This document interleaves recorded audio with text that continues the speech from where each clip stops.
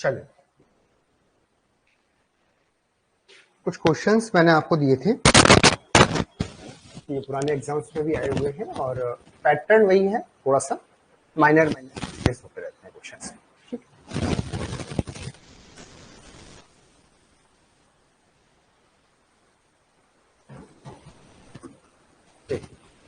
पहला क्वेश्चन था आपका, first question, consider the following statement. Consider the following statement. ये थोड़ा सा ये वाला पीपीटी कम दिखाई देगा, है ना। ये पीपीटी मैंने आपको दे रखी है, अगर यहां से दिखाई ना दे तो आप एक बार वहां देख लीजिएगा ना। कंसीडर द फॉलोइंग स्टेटमेंट, कि आपके पास एक S1 स्टेटमेंट दे रखा है, S1 स्टेटमेंट है और एक S2 स्टेटमेंट है।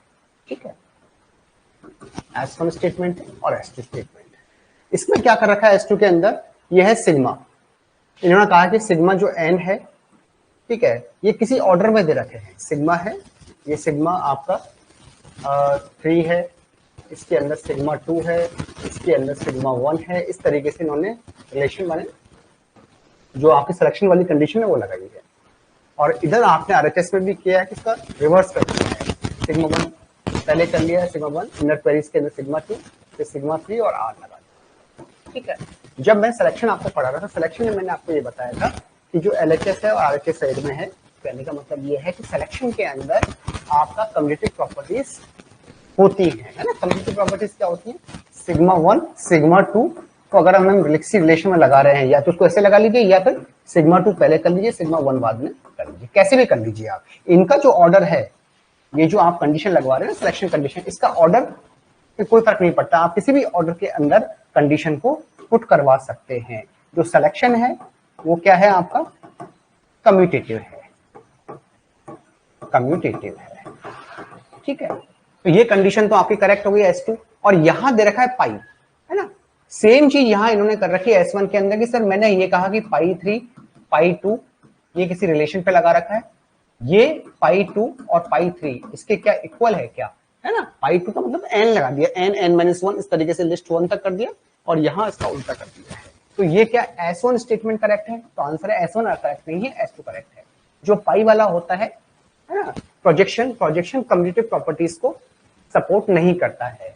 ठीक है, तो ये कम्यूटेटिव जो प्रॉपर्टीज है आपकी, कम्यूटेटिव प्रॉपर्टी है, उसको सपोर्ट नहीं करता है। ठीक है, तो which of the following statement is correct, तो आपका S2 करेक्ट हो जाएगा इसके अंदर, है ना। S1 नहीं हो सकता, ये दोनों है ही नहीं, ये वाला है, S2 करेक्ट है।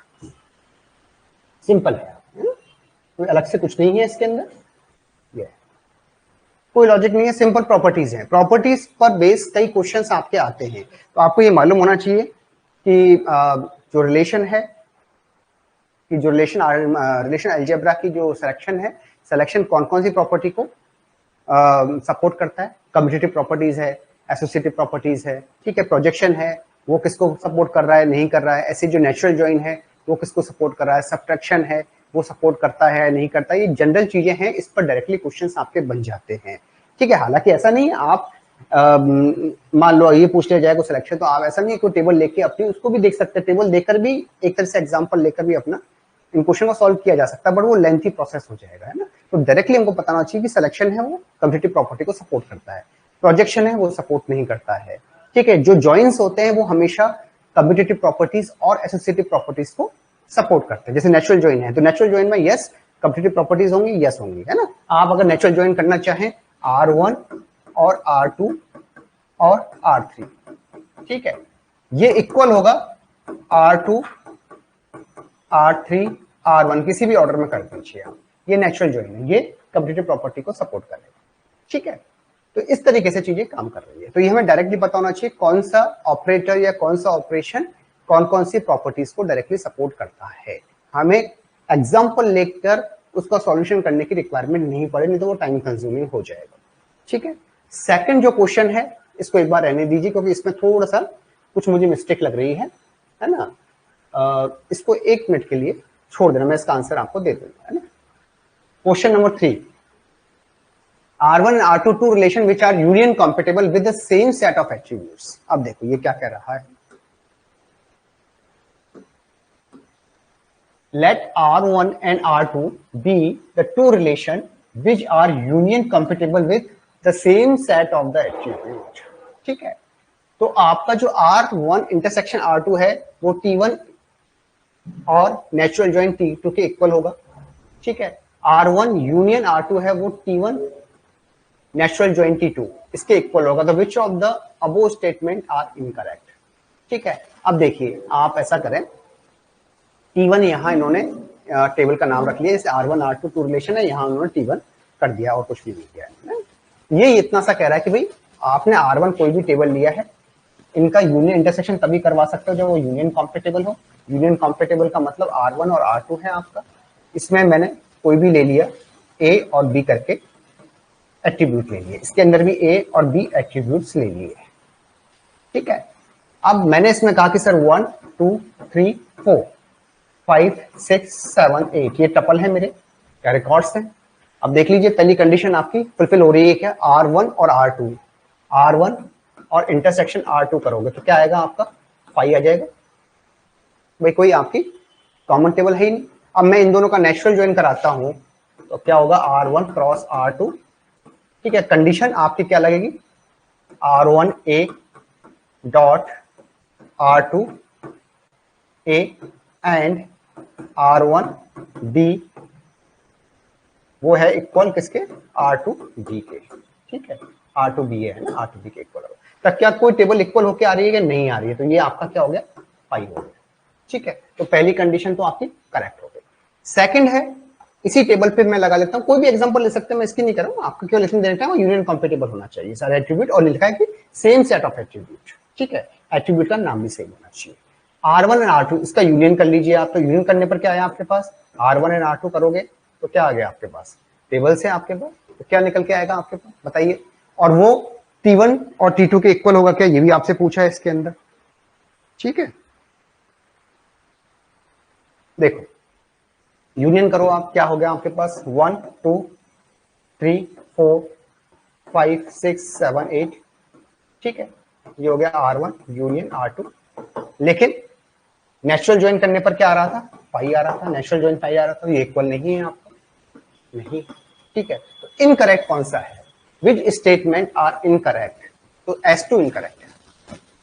ठीक है, S1 तो आपका करेक्ट आ रहा है इसमें, ये इनकरेक्ट है, ये इनकरेक्ट है, ये इनकरेक्ट है। ठीक है, कोई डाउट है तो बताएं।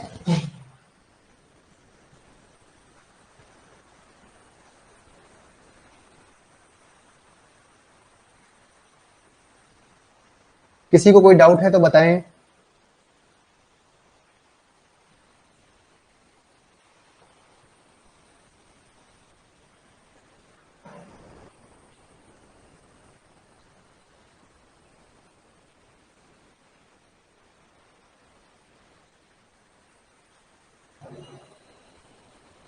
हाँ जी, अमर लोक विजय।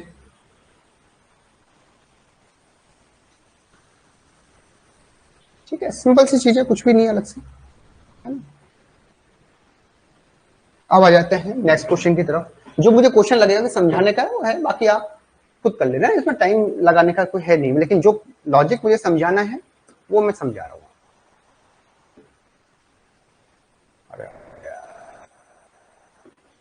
देख, कंसीडर द फॉलोइंग रिलेशन। अब इसमें दो रिलेशन दे रखे हैं, दो टेबल दे रखी है, इनरोल एसआईडी और पेपर कोड। ठीक है, और दूसरा रिलेशन दे रखा है, ये तो पहला रिलेशन दे रखा है आपको। ठीक है, और ये आपको दूसरा रिलेशन दे रखा है, ये सेकंड रिलेशन है। ठीक है, ये तो आपका फर्स्ट है एसआईडी और पेपर कोड, सेकंड है पेपर कोड और डिस्क्रिप्शन। डीएससी कौन है, डिस्क्रिप्शन से है। विच of the following relation algebra displays the SID. अब देखो, following relation algebra displays the SID who can enroll for the paper code having description this as a CS। ये सब आपका एक रीजनिंग बेस्ड क्वेश्चंस होते हैं ना, कि भाई हमने क्वेरी बनानी नहीं है, ठीक है, लेकिन उस क्वेरी का मतलब आना चाहिए। अब इसका के हिसाब से ये जो मुझे क्वेरी चाहिए, ये जो आउटपुट चाहिए, वो किस क्वेरी से निकल के आ सकता है, एक ये है रीजनिंग का पार्ट है। तो थोड़ा सा लॉजिक लगाना पड़ेगा, सारी चीजें हम पढ़ चुके हैं, अलग से कुछ भी नहीं है कि भाई ये है, बस थोड़ा सा आपको अपना जो नॉलेज है वो यहाँ अप्लाई करके देखना है कि पूछा क्या है इन्होंने। देखो, विच of the following relation algebra displace the SID. नाम क्या चाहिए मुझे, एसआईडी का नाम चाहिए। ठीक है, वो only enrol for the paper code having description CS, जो पेपर कोड में इनरोल्ड हुआ हो, कौन से में, जिसका डिस्क्रिप्शन CS है, ठीक है। अब CS है तो डेफिनेटली मुझे SID चाहिए स्टूडेंट की, और वो इनरोल हुआ हो किसके अंदर, CS में, तो डेफिनेटली जब तक उनको ज्वाइन नहीं करेंगे, है ना, तब तक हमारे पास कुछ निकल के नहीं आएगा। ज्वाइन मतलब ज्वाइन तो करना पड़ेगा ना, दोनों टेबल्स को ज्वाइन करके ही तो ये इन्फॉर्मेशन आ सकती है, कॉमन सेंस वाली बात है ना। अब बात आती है कि सर इन चारों के अंदर से ऐसी कौन सी क्वेरी होगी, तो आ गया पहला PSID इनरोल पेपर, कि हम दोनों ने इसको इनरोल और पेपर को ज्वाइन करवा दी, नेचुरल ज्वाइन करवा दिया, और कंडीशन क्या लगा दी, DSC is equal to CS, कि जो डिस्क्रिप्शन है वो CS के बराबर हो, वही तो हमें चाहिए था। ठीक है, मैंने कहा सर इन दोनों का इनरोल, ये है नेचुरल ज्वाइन, मैंने इसमें क्या करवा दिया, पेपर का के साथ नेचुरल ज्वाइन करवा दिया, और कंडीशन क्या लगवा दी नेचुरल ज्वाइन में, sir DSC description is equal to CS, तो CS के इक्वल। ठीक है, ये है इसके अंदर लगा दिया। ठीक है, अब आपने ये कहा सर ये है, और अब इसमें क्या निकल के आएगा भाई, आपके पास इन दोनों की पहले तो क्या क्रॉस प्रोडक्ट हो जाएगा, उसमें कंडीशन आपने ये लगा दी, तो वो स्टूडेंट निकल जाएंगे जो CS के अंदर इनरोल्ड है। ठीक है, नेचुरल ज्वाइन है ना ये वाला, नेचुरल ज्वाइन कैसे करोगे बैकग्राउंड के अंदर, नेचुरल ज्वाइन कैसे करते हो भाई, क्रॉस प्रोडक्ट करते हो ना, इसकी टेबल का इसकी टेबल का क्रॉस प्रोडक्ट करोगे। ठीक है, फिर आप कंडीशन लगाओगे DSC is equal to CS, तो आपके पास वो टपल्स या वो रिकॉर्ड निकल के आ जाएंगे जिनका डिस्क्रिप्शन CS है। उस पर मैंने क्या लगा दिया, पाई SID, कि भाई मुझे उसकी SID चाहिए। आपके पास पूरी टेबल आ जाएगी, उस टेबल में से आपने वो क्या निकाल लिए, एट्रीब्यूट निकाल लिए हैं जिनकी SID, जिनका जो डिस्क्रिप्शन है वो CS है, उस टेबल के अंदर हमने उसकी SID निकाल ली है। वही तो हमारा चाहिए था, वो only enrol for the paper code having description CS, जो CS के अंदर डिस्क्राइब हो या CS के अंदर इनरोल्ड हो। ठीक है, तो आपकी ये जो क्वेरी है वो तो आपकी करेक्ट है, लेकिन ये जो क्वेश्चन था वो था MSQ टाइप का क्वेश्चन था आपका। ठीक है, क्वेश्चन नंबर 4 था ना, हाँ ये MSQ है आपका, MSQ मल्टीपल सेलेक्ट क्वेश्चन।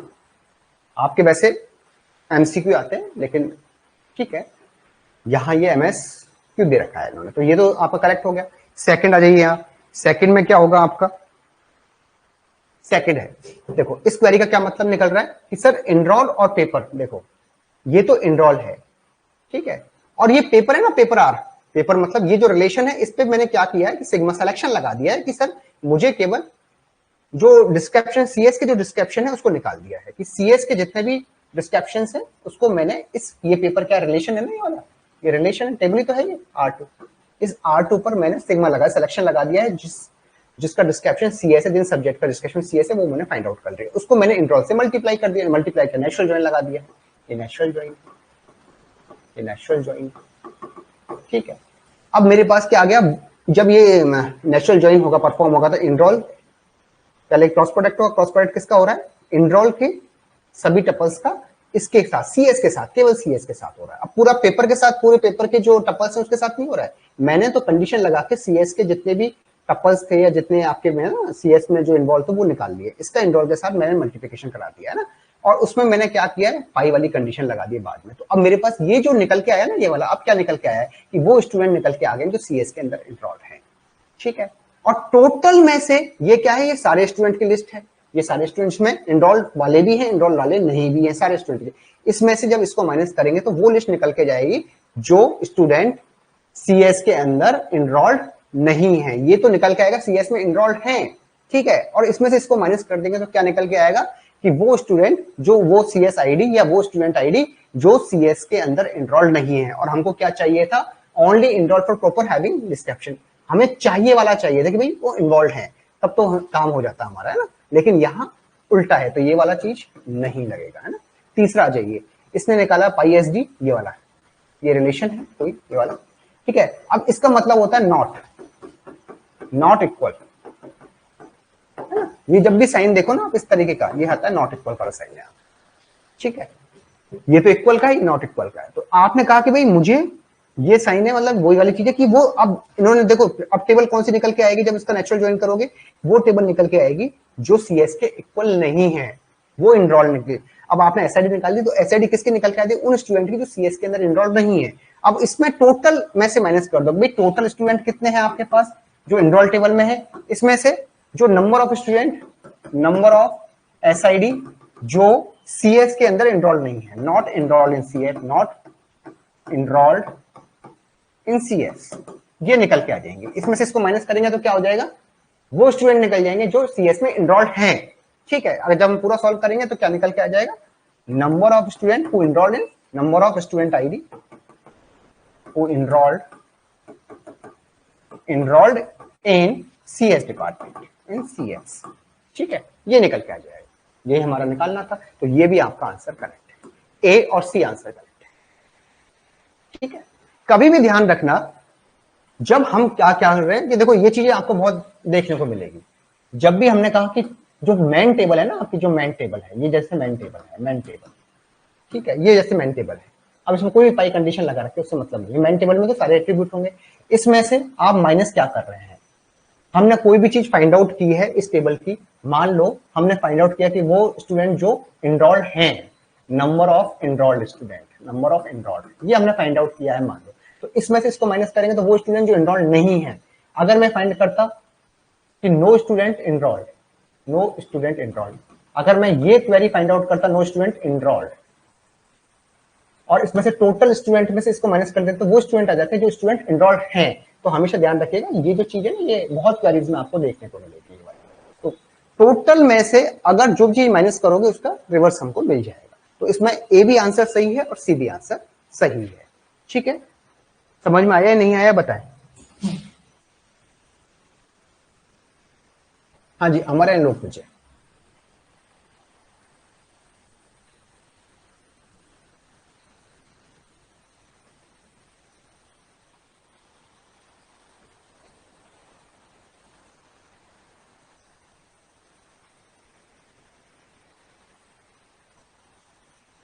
ठीक है, कुछ भी नहीं है आपका, सिंपल सी चीज है ना, बस ये है, ये नॉट इक्वल का साइन होता है और कुछ नहीं।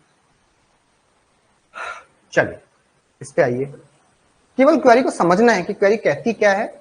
जो हमने पढ़ा है सब कुछ उसी में से निकल के आएगा, बस केवल रीजनिंग है।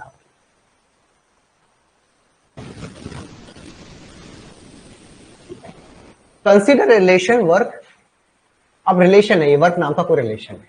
ठीक है, इसमें दे रखी है एम्प्लॉय आईडी और प्रोजेक्ट आईडी, ये इसकी आपके एट्रीब्यूट्स हैं। द सुटेबल रिलेशनल अलजेब्रा, हमको रिलेशनल अलजेब्रा बनानी है इसकी, या रिलेशनल अलजेब्रा एक्सप्रेशन बनाना है, that project the employ ID who works exactly in one project. ठीक है, वो एम्प्लॉय आईडी निकालने हैं जो एग्जैक्टली वन प्रोजेक्ट में काम कर रहे हो, exactly in one project. At least exactly का मतलब होता है कि एक से ज्यादा आपके काम कर सकते हैं, एग्जैक्टली वन प्रोजेक्ट में तो है ही है ना, उससे ज्यादा भी हो सकते हैं, इसका मतलब ये निकल रहा है। यह है एम्प्लॉय आईडी, प्रोजेक्ट आईडी। अब देखो ये सब निकालने के लिए हमें भाई जब ज्वाइनिंग करते हैं, सारा ज्वाइनिंग है, दो टेबल की रिक्वायरमेंट पड़ती है, दो रिलेशन की रिक्वायरमेंट पड़ती है। अब इसमें दे रखा है रिलेशन एक ही। ठीक है, तो हम क्या करेंगे, हम यूज लेंगे एलियास का, एलियास का रीनेम का, मतलब दो टेबल को ज्वाइन करके तो हम सब चीज निकालते, बिना ज्वाइनिंग के तो कुछ निकल नहीं सकता आपका। अब बात यह है कि जब ज्वाइनिंग करेंगे तो हमने क्या किया है, ये जो नाम है वो है रीनेम, रीनेम। ठीक है, आपने क्या किया है कि सर ये जो रीनेम है ना, ये जो आपका था एम्प्लॉय आईडी, इसको तो उन्होंने ई मान लिया है कि सर एक टेबल क्रिएट कर दिया आपने, ये टेबल है, वर्क टेबल है, उसका नाम चेंज करके, है ना, इसके जो है नाम चेंज करके, इसका नाम ई कर दिया, इसका नाम पी कर दिया। ठीक है, एक नई टेबल बना ली है आपने वर्क नाम से, इसका नाम भी चेंज कर दिया, और इसका नाम है रीनेम। ये रीनेम जो होता है ना, इसका मतलब है ई और पी। जो आपके पहले वाले एट्रीब्यूट थे उसका नाम चेंज कर दिया, और टेबल है वो टेबल को उसने समझाने के लिए वर्क करेगा, टेबल का नाम भी चेंज कर सकते हो। तो आप आराम से इन दोनों को ज्वाइन करवा सकते हो। मतलब अब जो ज्वाइनिंग होगा वो वर्क और वर्क सेम टेबल के अंदर ज्वाइन हो रहा है आपस में, दो टेबल बन गई है, एक ये टेबल है वर्क वन, एक है वर्क टू नाम की टेबल है, ये वर्क वन नाम की है, वर्क वन। इसको मैंने नाम चेंज करके एलियास करके या रीनेम करके आपका ये ई कर दिया, पी कर दिया है इसका नाम। ये वर्क है, ये भी ये अलग टेबल है, ये अलग टेबल बन गई है, वही टेबल लेकिन हमने रीनेम करके दो अलग टेबल बना दी है। ठीक है, इन्होंने क्या कहा है सर, पहला क्वेश्चन देखिए आप, फर्स्ट है options, question number 5, question number 5,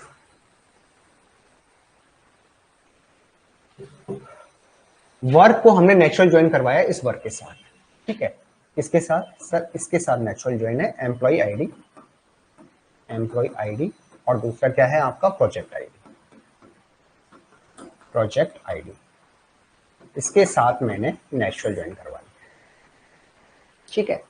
ये टेबल मान लो R1 है, ये टेबल R2 है, इसका नेचुरल ज्वाइन करवा लिया, ठीक है, ये करवाया। अब ये कह रहा है कि sir employee ID equal to E और प्रोजेक्ट आईडी के पी के इक्वल हो, ये इक्वल है, ठीक है।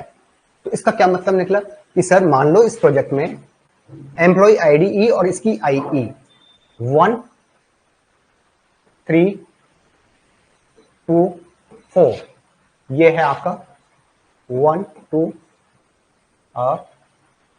5 6, कुछ इस तरह से नंबर डाल रहा है ना। यह है एम्प्लॉय आईडी इसके इक्वल हो, मतलब इसके इक्वल हो, और प्रोजेक्ट आईडी भी अगर इक्वल होगा तो क्या निकल के आएगा, मान लो प्रोजेक्ट आईडी इक्वल होता है, ये वाला इक्वल है, एक तो विदाउट इक्वल मान लो, एक इक्वल मान लो, है ना, दोनों कंडीशन ले लेते हैं। तो 1 2 है, 3 4 है ना, फिर है 5 और मान लो 6, ठीक है। अब आपका ये है, ये क्या कहना चाहता है कि सर एम्प्लॉय आईडी ई भी इक्वल हो और प्रोजेक्ट आईडी पी भी इक्वल हो। इसका मतलब ये निकल रहा है कि भाई एग्जैक्टली जो है ना वो केवल एक में ही काम कर पाएगा। भाई अगर इक्वल होगा, मान लो ये है 3 है 4 है, ये भी 3 है 4 होता, मान लो ये प्रोजेक्ट आईडी 3 4 होता, समझ लो, है ना। तो 3 4 है तो मैं ये निकल के आ जाता 1 2 3 4, अरे यार 1 2 3 4 ये निकल के आ जाता। इसका क्या मतलब निकल रहा है कि जो एम्प्लॉय आईडी है वो केवल एक में ही काम कर रहा है, उसी डिपार्टमेंट में काम कर रहा है, एक एम्प्लॉय केवल एक में ही काम कर रहा है, इससे ज्यादा में काम नहीं कर रहा। एग्जैक्टली 1 का मतलब ये है कि एग्जैक्टली 1 हो, उससे ज्यादा हो सकते हैं, एग्जैक्टली 1 का मतलब ये निकलता है ना।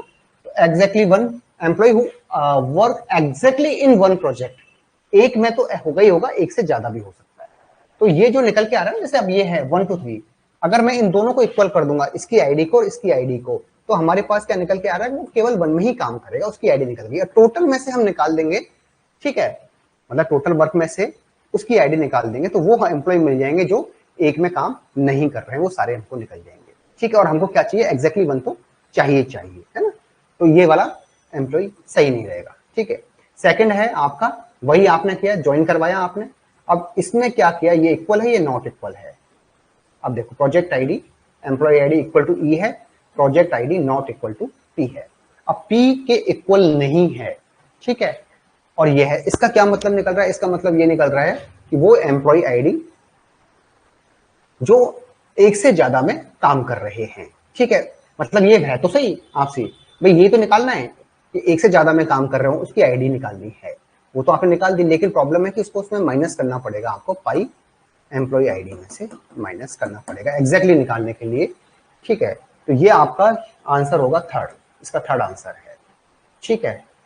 देखो वर्क से वर्क किया, एम्प्लॉय से एम्प्लॉय किया, project ID not equal to P, P के इक्वल नहीं है, ठीक है।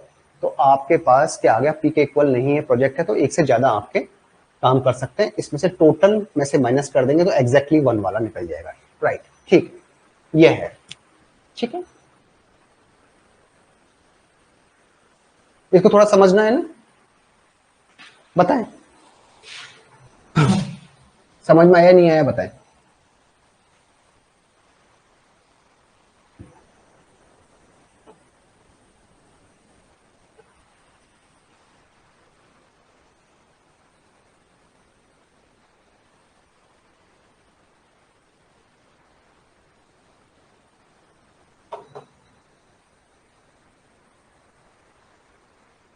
रुको एक बार,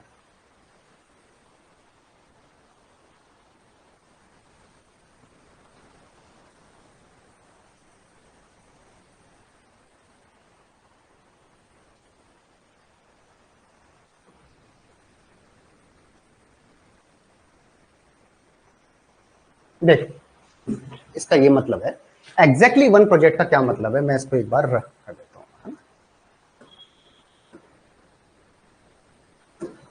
कोई बातें दोबारा समझ लेते हैं ना। एग्जैक्टली 1 प्रोजेक्ट का क्या मतलब निकल रहा है कि वो प्रोजेक्ट हमें वो निकालना है कि वो एम्प्लॉय आईडी वो फाइंड आउट करनी है, who work at least 2 project, who work in at least 2 project, हमें ये कुछ फाइंड आउट करना है ना, इसका मोटा मोटा मतलब ये निकला कि एग्जैक्टली वन प्रोजेक्ट, कि एक तो है ही है, इससे ज्यादा है, मतलब एक से ज्यादा प्रोजेक्ट में जो काम कर रहा है वो निकालना। अब एक से ज्यादा दो भी हो सकते हैं, तीन भी हो सकते हैं, चार भी हो सकते हैं, मैं ये नहीं कर रहा हूँ, दो ही है, ठीक है। कहने का मतलब मोर देन वन प्रोजेक्ट में जो काम कर रहे हैं उनकी सबकी एम्प्लॉय आईडी हमको फाइंड आउट करनी है। पहले तो एग्जैक्टली वन का मतलब समझो, तो वन तो है ही है, इससे ज्यादा हो सकते हैं, ठीक है। अब जब ये निकालना है employ ID who work at least two project, two project इसलिए लिखा है क्योंकि इसको समझाने के लिए है ना, तीन भी हो सकते हैं, मतलब मोर देन वन होगा ही होगा। अब ये कैसे निकालोगे सर, कि सर ऑल एम्प्लॉय आईडी जो भी है ना आपका, ऑल एम्प्लॉय आईडी माइनस, एक मिनट है ना, रुको रुको रुको, इसका मतलब ये नहीं है, रुको, माइनस एम्प्लॉय आईडी, रुको employ ID who works in at least two project, रुको रुको एक बार, ठीक है यार, ये देखो इसमें, इसको एक बार रब करो, इसको समझाते हैं, आपको ढंग से समझाते हैं, इसको अलग एग्जांपल लेके समझाते हैं, ठीक है। एग्जैक्टली वन प्रोजेक्ट कैसे निकलेगा, कि सर वन प्रोजेक्ट अगर मैं ये निकाल रहा हूं ना एग्जैक्टली, अरे यार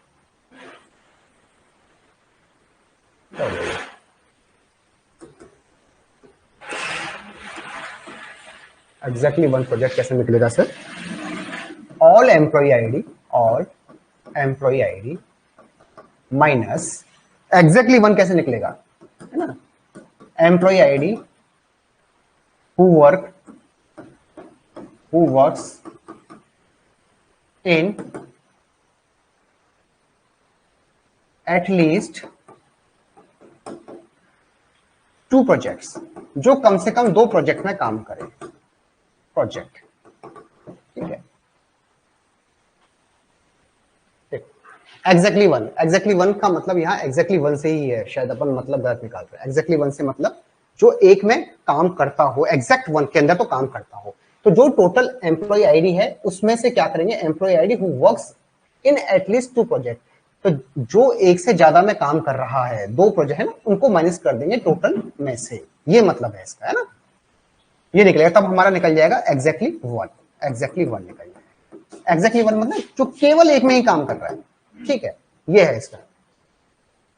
अब हमने ये निकालना है कि employ ID who works at least two projects. अब देखो इसके अंदर क्या होगा, जब हम ये निकालेंगे ना, ये वाला कि ये है, तो ये इसमें निकलेगा कि जो वन प्रोजेक्ट में काम कर रहा है वो निकल जाएंगे, वन प्रोजेक्ट वाले निकल जाएंगे, कि एक वन प्रोजेक्ट, एक एम्प्लॉय एक प्रोजेक्ट में काम कर रहा है, कि दोनों इक्वल है ना, employ ID this, project ID this, तो ये निकल जाएगा कि वो एम्प्लॉय आईडी जो एक प्रोजेक्ट में काम कर रहे हैं उसका। अब इसमें से टोटल में से माइनस कर देंगे तो क्या आ जाएगा, कि वो एम्प्लॉय जो किसी प्रोजेक्ट में काम नहीं कर रहे हैं उसकी लिस्ट आ जाएगी, ठीक है। तो ये तो आपका सही हो नहीं सकता।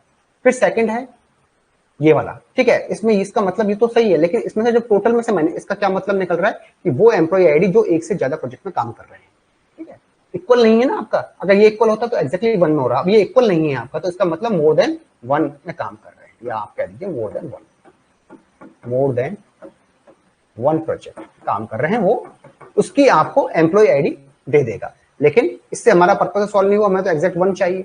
अब इसमें क्या है सर, देखो कि अब ये हमको लिस्ट दे दिया, एटलीस्ट दो का मतलब है कि मोर देन वन है ना, यहां से है, तो ये है कि sir more than one project में काम कर रहे हैं, वो सारी लिस्ट हमको एम्प्लॉय आईडी से निकल गई। अब इसमें से टोटल में से इसको माइनस कर देंगे तो हमारे पास वो लिस्ट आ जाएगी जो केवल एक में काम कर रही है, एग्जैक्टली वन में काम कर रही है, ये मतलब ये निकालना चाहता है, ठीक है। तो इसका आंसर फिर सी होता है।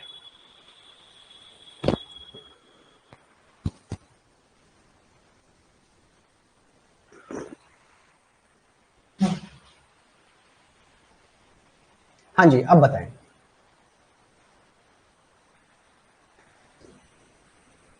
नहीं आया तो फिर दोबारा बताते हैं, बताएं।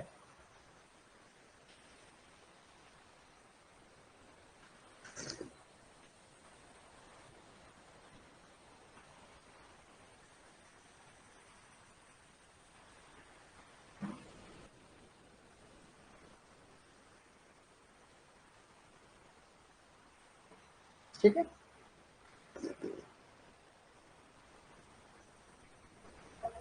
भाई एम्प्लॉय आईडी और प्रोजेक्ट आईडी मैच कर जाएंगे दोनों की, तो इसका मतलब तो हो गया ना, वन टू वन हो गया ना आपका, तो उसमें तो वो निकल के आएंगे जो एग्जैक्टली काम कर रहे हैं, और हमें निकालना है कि जो वर्क्स एग्जैक्टली काम कर रहे हैं, मतलब जो एक से ज्यादा डिपार्टमेंट में काम कर रहे हैं, उसको टोटल एम्प्लॉय आईडी में से माइनस कर देंगे तो हमारे पास एग्जैक्ट 1 वाले का रिकॉर्ड आ जाएगा। सेकंड वाले में भी मोर देन 2 का रिजल्ट तो आ रहा है एम्प्लॉय आईडी का, लेकिन 5 माइनस नहीं किया है टोटल में से, इसलिए हमारे पास एग्जैक्ट का रिकॉर्ड नहीं आ पा रहा है। तो थर्ड आपका इसका आंसर करेक्ट है।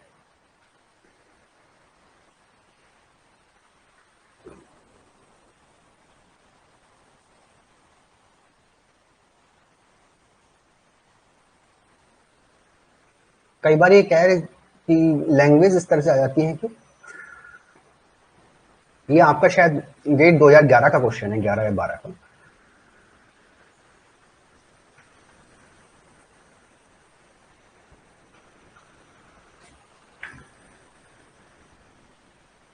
ठीक है, दोबारा देख लेना, नहीं होगा देख लेंगे। अब इसमें क्या है, क्वेश्चन नंबर 6।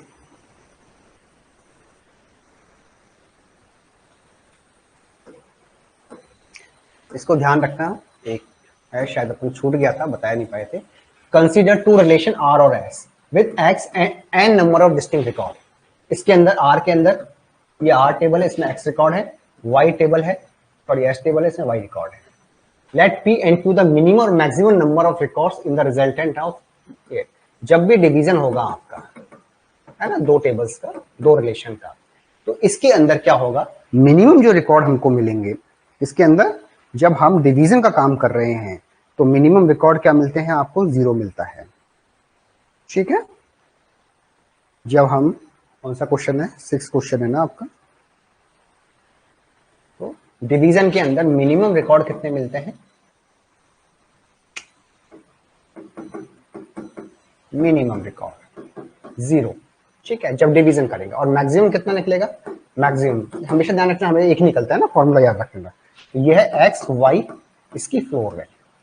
ठीक है, एक्स के अंदर कितने टपल हैं आपके, ये दो है ना, आर है, तो इसको हम ये कह दीजिए table number R, table number S, इसका फ्लोर वैल्यू। इसमें आर थे, आर में टेबल में एक्स क्या है आपके, एक्स रिकॉर्ड है, और इसके अंदर आपके वाई रिकॉर्ड है, इनका ले लीजिए आप फ्लोर वैल्यू, तो आपके पास ये आंसर आ जाएगा। ये है इसका आंसर, बी आंसर। ये फिक्स होता है ना, कुछ नहीं करना है। ठीक है,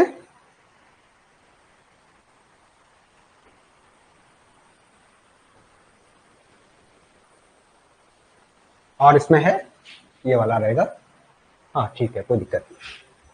तो ये आपको डायरेक्टली फॉर्मूला याद रखना है, केवल इतना सा ध्यान रखना है, ये फ्लोर वैल्यू है इसके अंदर, ये जो है आपकी, ये फ्लोर वैल्यू है। हमेशा यही होता है, if greater than y is equal to 0, is greater than y greater than 0। ठीक है, और सारी कंडीशन उसी हिसाब से आपको फिल होके आती है। चलिए, क्वेश्चन नंबर 7,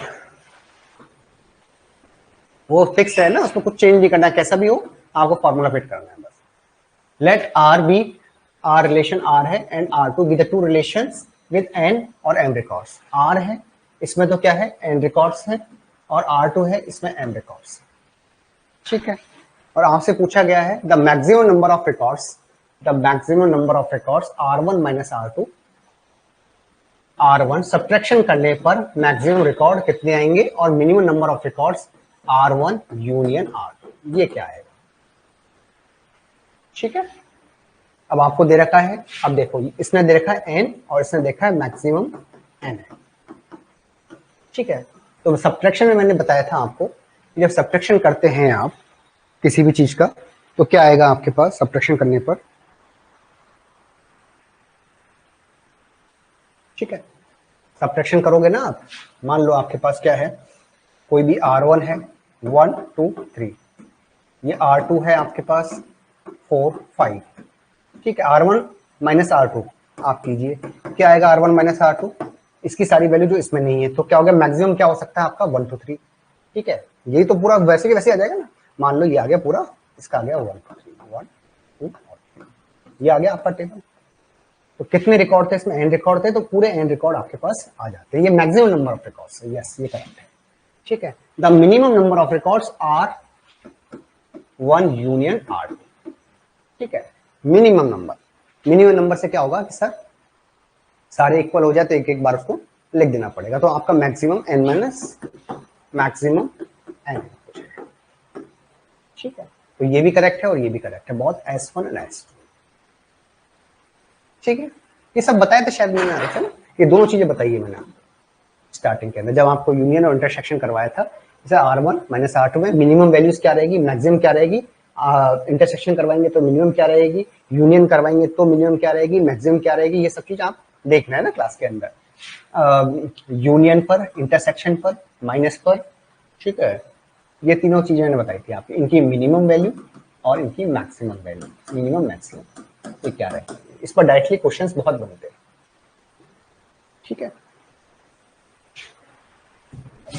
क्लियर है?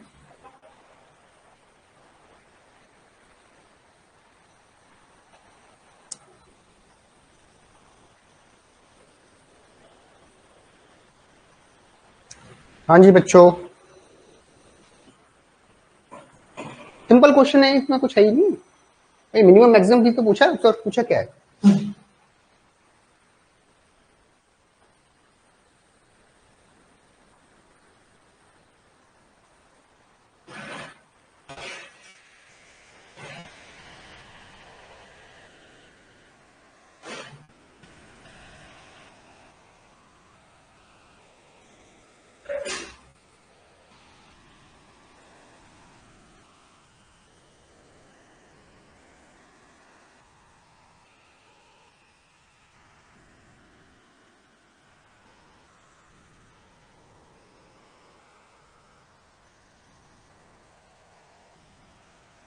इसमें कोई दिक्कत थोड़ी है भाई, R1 यूनियन R2 के अंदर भाई आपसे मैक्सिमम नंबर ऑफ रिकॉर्ड्स पूछे हैं, मिनिमम नंबर ऑफ रिकॉर्ड्स, ठीक है। मिनिमम नंबर ऑफ रिकॉर्ड्स कब होंगे आप देखो उसके अंदर, देखो मिनिमम नंबर R1 कोई वैल्यू लेके देख लो, अगर कोई आपको कैसे रटने की जरूरत नहीं है, वैसे डायरेक्टली याद होना चाहिए, टाइम कंज्यूम हो जाता है आपको, नहीं है तो वैल्यू लेके देख लो आप। मान लो इसका कोई 1 है और ये 2 है, ठीक है, ये है 3 4, R2 का कोई भी टपल लेके देख लो आप, ठीक है। मैं कह रहा हूँ सारे इक्वल टपल ले लिए 1 2 3 4, और मैंने कहा R1 यूनियन R2 करना है आपको, R1 यूनियन R2, ठीक है। मिनिमम तो तभी होंगे ना सारे इक्वल हो जाएंगे आपके, तो क्या हो जाएगा आपका 1 2 3 4, ये किसके इक्वल होगा, मैक्सिमम। अब ये मैक्सिमम है ना R1 R2, ये सब कुछ इक्वल, जो भी आपका रहेगा। मान लो इसमें होता 5 6, तो आपका क्या हो जाता, ये मैक्सिमम हो जाता 1 2 3 4 5 6, तो ये है उस केस में ये वैल्यू ले लेते। अगर दोनों सबके इक्वल हैं तो दोनों का जो ये दोनों के बराबर है तो जो भी वैल्यू आ जाएगी वो वैल्यू आ जाएगी आपकी, तो मैक्सिमम n और n पॉइंट से ले सकते हैं, ठीक है। कैसे भी ले लो आप, जिस तरीके से आप करना चाहें, ठीक है।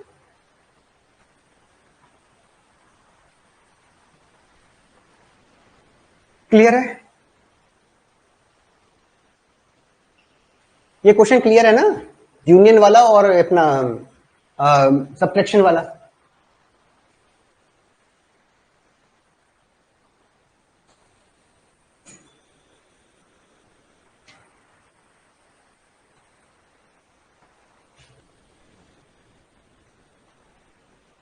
ठीक है, सिंपल क्वेश्चन है। इसमें 3-4 तरह के क्वेश्चन इसमें से बनते हैं जनरली, है ना। एक तो बनेगा आपका रीजनिंग बेस, कि भाई आपको कुछ भी एक क्वेरी दे दी जाएगी, इसका करस्पॉन्डिंग रिलेशनल एक्सप्रेशन क्या होगा। तो हमेशा डिवीजन में ध्यान रखें, ऑल एवरी जहां बात आ रही है वहां डिवीजन लगाना है। बाकी आपको ये ध्यान रखना है कि एग्जैक्टली 1 हो सकता है, मोर देन 1 हो सकता है, तो उस क्वेरी का एक मतलब है। आपको हमेशा इस तरह से पूछा जाएगा कि जब आप टोटल में से कुछ माइनस कर दें, है ना, तो अगर आप में जो इनरोल्ड है, मान लो इस तरह क्वेश्चन है कि कौन से इनरोल्ड नहीं, तो इनरोल्ड वाले दे दो, उसको टोटल में से माइनस कर दो, नॉन इनरोल्ड वाले देंगे। नॉट इनरोल्ड वाले हैं तो टोटल में से नॉट इनरोल्ड माइनस करने पर इनरोल्ड वाले आ जाएंगे। तो इस तरीके से रीजनिंग वो डेवलप करके देगा, सब कुछ यहीं से डेवलप हो गया ना। तो क्वेश्चन को ढंग से समझना है, पूछा क्या गया है उस हिसाब से आपको रेस्पॉन्ड देना है। अलग से कुछ याद करने की जरूरत नहीं पड़ती, केवल क्वेश्चन को समझने की देर होती है। लेकिन इसमें लैंग्वेज पढ़ते हैं, exactly, at most, at least, इसके अंदर जो होता है ना इसमें यार, यहाँ स्टूडेंट थोड़ा सा कंफ्यूज रहता है, तो इनका मतलब देख लेना, कई बार मिस्टेक हो जाती है। एग्जैक्टली तो एग्जैक्टली का क्या मतलब है, एट मोस्ट का क्या मतलब है, एट लीस्ट का क्या मतलब है, ठीक है। तो इन 3-4 शब्दों से पूरा गेम चेंज हो जाता है, आपका रीजनिंग चेंज हो जाएगी, है ना। तो इन चीजों को आप देख लेना। बाकी एक है कि मिनिमम टपल कितने हो सकते हैं, मैक्सिमम टपल कितने हो सकते हैं जब हम ज्वाइन ऑपरेशन करवा रहे हैं या सॉरी आपका सेट ऑपरेशन करवा रहे हैं, यूनियन करवा रहे हैं, इंटरसेक्शन है, माइनस सब्ट्रैक्शंस हैं, तो इस तरह के हैं। तीसरा क्वेश्चन है उनकी प्रॉपर्टीज को बेस को है, कौन सी कम्युनिटी प्रॉपर्टीज है, कौन सी एसोसिएटिव प्रॉपर्टीज है, कौन किसको सपोर्ट कर रहा है, कैसे सपोर्ट कर रहा है, ठीक है। और एक आपसे पूछा जा सकता है कि आपको रिलेशन क्वेरी लगा के दे दी जाए कि इसका आउटपुट क्या होगा। तो इस तरह से 3 या 4 तरह के क्वेश्चन हैं जो फ्रेम करके आपके पास आ सकते हैं। बाकी साइज से कोई फर्क नहीं पड़ता, साइज तो कुछ भी नहीं है, मेन चीज है उसको समझना है, डेटा तो कुछ भी हो क्या फर्क पड़ता है, बाकी इसके अलावा और कोई क्वेश्चन खास बनते नहीं है ना। अब आ जाते हैं इस पर, क्वेश्चन नंबर 8। अब देखो क्वेरी है, अब ये क्वेरी है, इसका आंसर आपसे पूछ लिया, रिवर्स कर लिया है। अभी तक हमको ये देकर रिलेशनल एक्सप्रेशन बनवा रहा था, अब क्वेरी दे दी, रिलेशनल एक्सप्रेशन हमको गिवन है, उसके हिसाब से उसके करस्पॉन्डिंगली वैल्यूज क्या होगी वो पूछा है आपसे।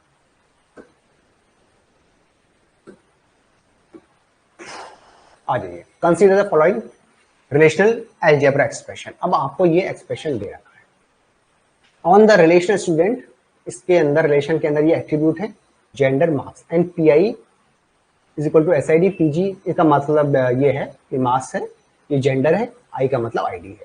अब देखो इन्होंने क्या किया है, देखो पूरा गेम यहीं पर होता है, ये पूरा गेम यहाँ चलता है ना, कि टोटल स्टूडेंट में से कुछ माइनस करवा रहे हैं, कुछ माइनस नहीं करवा रहे हैं, तो इसी से एक क्वेरी जनरेट होकर आपके पास आएगी, ठीक है। अब देखो इन्होंने क्या किया है, स्टूडेंट और स्टूडेंट मतलब 2 स्टूडेंट टेबल है, एक ही स्टूडेंट टेबल को आपस में जोड़ेंगे। अब सेम स्टूडेंट टेबल को कैसे ज्वाइन करोगे, रोल नाम से, मतलब उसका नाम तो चेंज करना पड़ेगा, उसके कुछ वैल्यूज एट्रीब्यूट का नाम चेंज करना पड़ेगा, तभी तो वो अलग टेबल बनेगी। तो इसने क्या किया, स्टूडेंट से स्टूडेंट टेबल को ज्वाइन करवा दिया। स्टूडेंट से स्टूडेंट टेबल तभी ज्वाइन हो सकती है जब रो ऑपरेशन लगाओगे, रीनेम, चाहे उसका एट्रीब्यूट के नाम चेंज करो, चाहे टेबल के नाम चेंज करो, है ना, वैसे नहीं हो सकती। आपका ये स्टूडेंट है, इसमें स्टूडेंट टेबल पर इन्होंने ज्वाइन ऑपरेशन लगा लिया। क्या किया है, मार्क्स है वो लेस देन एम, तो मार्क्स की जो लिस्ट दे रखी है ना, उससे कम मार्क्स हो उन स्टूडेंट की, और जेंडर क्या है, जेंडर अब मेल भी हो सकता है, फीमेल भी हो सकता है, उनकी आईडी यहां फाइंड आउट इसने कर ली है। तो वो स्टूडेंट जिनके मार्क्स जो गिवन टेबल है उससे कम हो, है ना, लेस मार्क्स है, लेस मार्क्स है जो गिवन टेबल में दे रखा है, और उसका जेंडर एंड जेंडर का है, जेंडर में क्या आ जाता है, मेल फीमेल दोनों आ जाएंगे, मेल फीमेल, ठीक है, ये दोनों आ जाएंगे। उनकी आईडी मैंने फाइंड आउट कर ली है, पाई आईडी उन स्टूडेंट की फाइंड आउट, ठीक है। अब इसमें से टोटल स्टूडेंट में से इसको माइनस कर दिया है कि जो टोटल स्टूडेंट की आईडी है, जिसमें मेरे पास सब तरह के मार्क्स के सबके, मतलब एक तरीके से जो मेन डेटाबेस है उसकी पीआईडी निकाल दी टोटल स्टूडेंट की, इसमें से ये माइनस कर दिया है कि सर पीआईडी उन स्टूडेंट की जिनके लेस देन मार्क्स कम है, और वो सब है मेल फीमेल सारे हैं, मेल फीमेल, और जिनके मार्क्स गिवन मार्क्स से गिवन जो टेबल के मार्क्स है उससे कम है, लेस मार्क लेस देन है, ठीक है। अब देखिए, अब ये कह रहा है कि ये जो है वो क्या डिस्प्ले करेगी, ठीक है, the SID of the student who obtain the maximum marks, ना मैक्सिमम मार्क्स का तो इसमें कोई सीन ही नहीं है, नो, ठीक है। The SID of the male और female student who obtain the maximum marks in their respective gender, ये है मार्क्स, मिनिमम मार्क्स जब आपने ये है ना, लेस मार्क्स का मतलब है मिनिमम मार्क्स है, मिनिमम है, मिनिमम मार्क्स की एसआईडी निकाल दी है। तो हमारे पास क्या, SID the male and female student who obtain the maximum marks in the respective, yes, ठीक है। The SID of male student who higher than the female student, भाई ऐसा तो कुछ है ही नहीं ना, इसमें तो मेल भी है फीमेल भी है, जेंडर है, इसमें मेल फीमेल की एक्स्ट्रा तो बात की नहीं है कुछ भी, आपके जेंडर की बात कर रहा है कि वो जेंडर निकालो, जेंडर निकालो मतलब मेल फीमेल दोनों निकालो जिनके मार्क्स जो आपके लेस मार्क्स है, टोटल जो भी यहाँ पे गिवन है उससे लेस है ना, या मिनिमम मार्क्स है, इससे कुछ भी कह दो आप। अब आपने टोटल स्टूडेंट में से ये निकाल दिया तो क्या बचा कि वो जेंडर बचेंगे जिनके ग्रेटर देन है, उल्टा आपके पास है, मैंने क्या कहा, टोटल में से जो माइनस करोगे आप उसका रिवर्स आपको मिल जाएगा, जो आपने ये क्वेरी निकाली है। तो ये क्वेरी क्या निकल के आ रही है कि वो मार्क्स जो इनके मार्क्स गिवन में कम है और वो सारे स्टूडेंट इसमें शामिल है, मेल और फीमेल, तो इसमें से जब टोटल स्टूडेंट के में से इसको माइनस करेंगे तो वो स्टूडेंट वो जेंडर निकल जाएंगे, चाहे वो मेल और फीमेल के हैं, जिनके मार्क्स ज्यादा हैं, ठीक है, मार्क्स ग्रेटर देन एम है, इसका मतलब ये है कि obtain the maximum marks in their respective gender, B इसका आंसर हो जाए, ठीक है। तो सारी क्वेरी सारे रीजनिंग यहीं से डेवलप हो जाते हैं, है ना, पूरा गेम चलता है इसमें से कुछ माइनस करने, टोटल स्टूडेंट में से कुछ माइनस करने पर यहीं से पूरा गेम चल जाएगा। 90% जो रिलेशनल एक्सप्रेशन है वो यहीं से निकलते हैं। इसे टोटल में से हम क्या माइनस करते हैं, वो है टोटल में से, मान लो आपके पास कुछ भी है, आप कुछ भी रीजन कर लगे, टोटल में से आपके पास 100 स्टूडेंट हैं, आपके वो स्टूडेंट हैं जो आपसे, मान लो मैं ये कहता हूँ एक जनरल रीजनिंग है, कि टोटल में से वो स्टूडेंट जो सिगरेट पीते हैं, है ना, वो निकाल देंगे। तो हमारे पास क्या है कि वो स्टूडेंट निकल जाएंगे जो सिगरेट नहीं पीते हैं। या फिर मैं कह देता हूँ कि टोटल कि वो स्टूडेंट, यहाँ पर मेरे पास है कि वो स्टूडेंट जो सिगरेट नहीं पीते हैं, तो टोटल में से निकालने पर, टोटल डेटाबेस या स्टूडेंट का डेटाबेस है, तो क्या निकल जाएगा कि वो स्टूडेंट जो सिगरेट पीते हैं। तो उल्टा हमेशा रीजनिंग, रिवर्स रीजनिंग आ जाएगी। तो जब भी हमें टोटल में से माइनस करें तो इसका मतलब देख लो, इसका मतलब क्या है, इसमें से करने पर उसका रिवर्स, इस मतलब का जो निकल रहा है इसका रिवर्स मतलब आपके पास डिस्प्ले होके आ जाएगा। तो यहाँ क्या था कि वो जेंडर स्टूडेंट्स है, मेल फीमेल, जिनके मार्क्स एम मार्क्स से कम है। तो हमारे पास क्या आएगा कि वो निकल के आएंगे टोटल स्टूडेंट में, तो जेंडर तो मेल फीमेल हो बट जिनके मार्क्स ज्यादा हो एम से, तो male female student with the maximum marks in their respective gender. B इसका आंसर। हाँ जी, अब बताएं। अमर एंड लोग पूछे।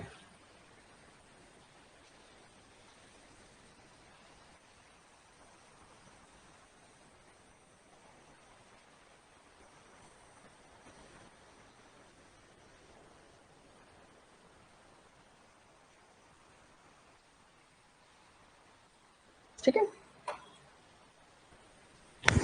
सारे आप जब भी क्वेश्चन देखो रिलेशनल अलजेब्रा के, या तो वो डिवीजन पे बेस्ड होंगे या फिर आपके इस तरह के क्वेरीज पर बेस्ड होंगे। तो हमेशा ध्यान रख लेना कि ये जो क्वेरी है इसका क्या मतलब निकल रहा है। ये तो नेचुरल जॉइन करवा रखा है और साथ में ये कंडीशन लगा रखे। इस कंडीशन के बाद हमारे पास क्या निकल रहा है, जब टोटल स्टूडेंट है, ये है एक्चुअल जो डेटाबेस के स्टूडेंट है, तो एक्चुअल डेटाबेस में सारे स्टूडेंट है, सारे स्टूडेंट की लिस्ट है, तो उसमें से इसको माइनस करने पर इसका जो मतलब है उसका उल्टा मतलब निकल जाएगा हमेशा। ठीक है, ये है आपका हो गया question number 8। Question number 9, question number 9, और जहां ऑल आ जाता है, ऑल इस तरीके का लिखा हुआ, तो समझ लो फिर डिवीजन लगाना है आपको। कंसीडर द रिलेशन वर्क्स,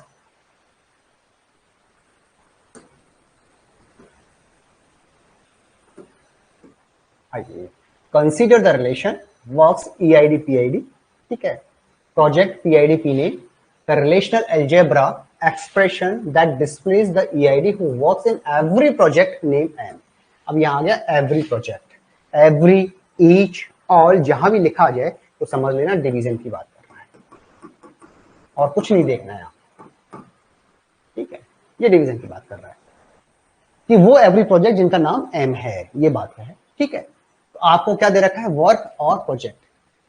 अब आप डिवीजन वाला लगा दीजिए, ये भी MSQ है आपका, MSQ है, मल्टीपल सिलेक्ट क्वेश्चन, डिवीजन है। अब देखिए डिवीजन का जो है, अब देखो PID, ये क्या है, P एम्प्लॉय आईडी और work ID, works divided by PID, और ये है प्रोजेक्ट में, और इसका लगा रखा है, ये आपको शायद दिखाई नहीं दे रहा होगा ढंग से, है ना, ये है आपका, एक बार,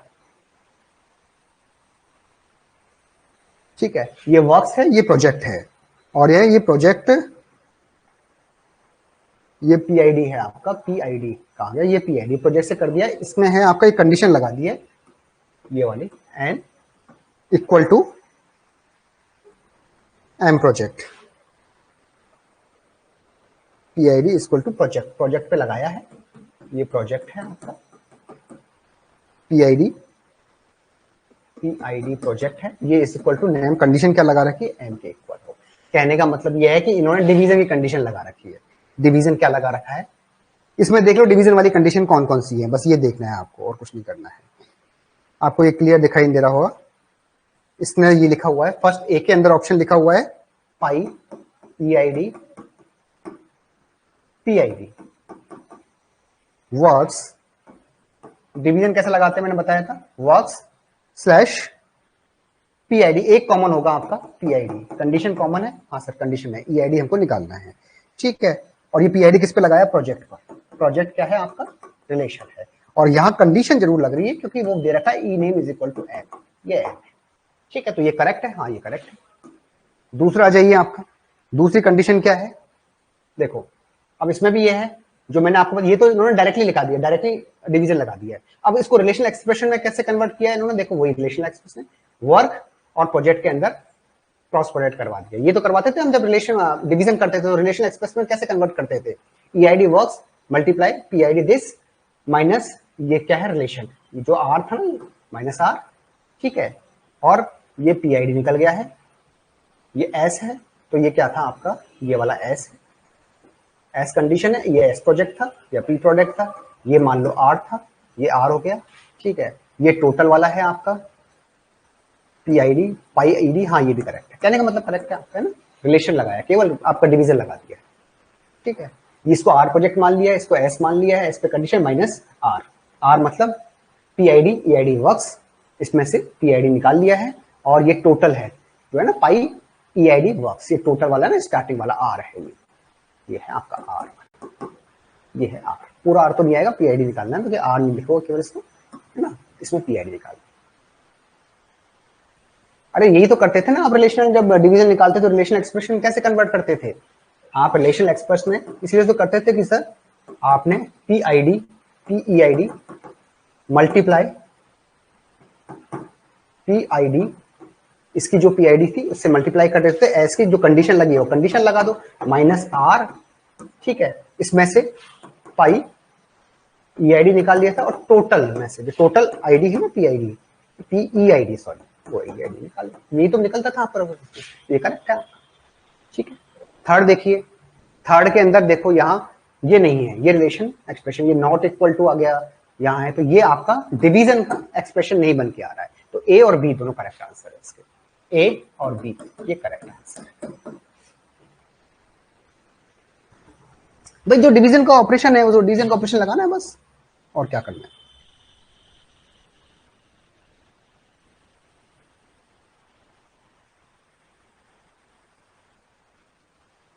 हाँ जी भाई देखो, एवरी प्रोजेक्ट नेम एम, जहां भी एवरी लिखा जाए वहां समझो डिवीजन है। अब इसमें ए ऑप्शन में तो डायरेक्टली डिवीजन जैसा लिखते हैं ना, डिवीजन लिख दिया, उसको डिवीजन के रूप में लिख दिया है ना, और सेकंड के अंदर उसको रिलेशन एक्सप्रेशन के फॉर्म में लिख दिया, तो डिवीजन का रिलेशन एक्सप्रेशन कैसे होगा वो मैंने आपको बताया था, तो ये बी है आपका, ए और बी दोनों करेक्ट है, सी के अंदर रिलेशन एक्सप्रेशन जो है वो राइट नहीं लिखा गया है आपका, क्योंकि डिवीजन को हम इस तरह से नहीं लिखते, डिवीजन में हम बाद में जाके जो रिजल्ट आता है ना उसको फिर हम पाई लगाते हैं, उसमें से हम एट्रीब्यूट सेलेक्ट करते हैं, और यहाँ नॉट इक्वल लगा रखा है ये वाला, है ना, नॉट इक्वल तो कोई मतलब ही नहीं है ना,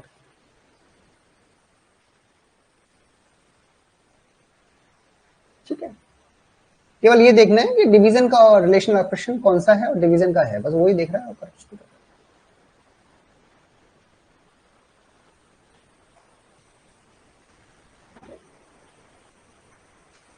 लास्ट क्वेश्चन है आपका,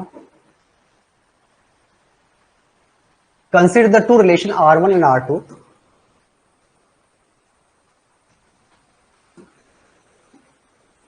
consider the two relation R1 and R2 such that they have no attribute in common, then R1 natural join इस क्रॉस प्रोडक्ट के इक्वल होगा, और R1 और R2 join ये पाई के इक्विवेलेंट होगा। इसका जो आंसर है वो है आपका S1, ठीक है, इसका है S1। क्यों, अब देखिए इसके अंदर मान लीजिए मेरे पास इसको पॉइंट है, इसको थोड़ा सा ध्यान रखना, एक R1 है और एक R2 टेबल है, ये कह रहा है कि इसके जो है ना टेबल में उसमें कोई भी कॉमन एट्रीब्यूट नहीं है, इसमें A और B है, इसमें C और D है, ठीक है।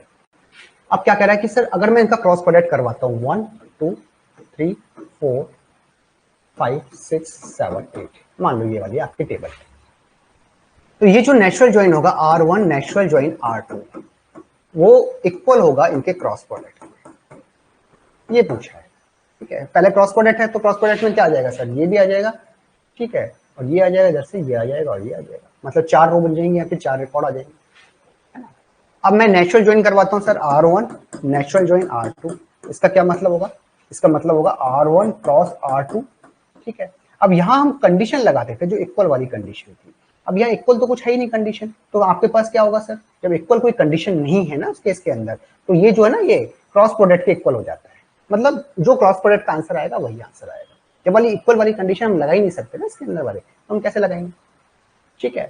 तो उस केस में ये हो, लेकिन मान लो अभी जैसे मैंने कुछ पहले क्वेश्चन किया था कि मैं ये कहता हूं कि सर ए भी इसी का है और R2 मैंने कोई एक टेबल ले ली है, इसके पास भी ए और बी एट्रीब्यूट है, इसके पास भी बी और ए है ना, दोनों के एट्रीब्यूट सेम है, लेकिन दोनों की वैल्यू कॉमन नहीं आ रही है, 1 2 मैंने ये कहा कि सर 5 6 7 8 ये आ गया, है ना, और मैंने यहां कंडीशन लगा दी कि रो R A is equal to R2 A,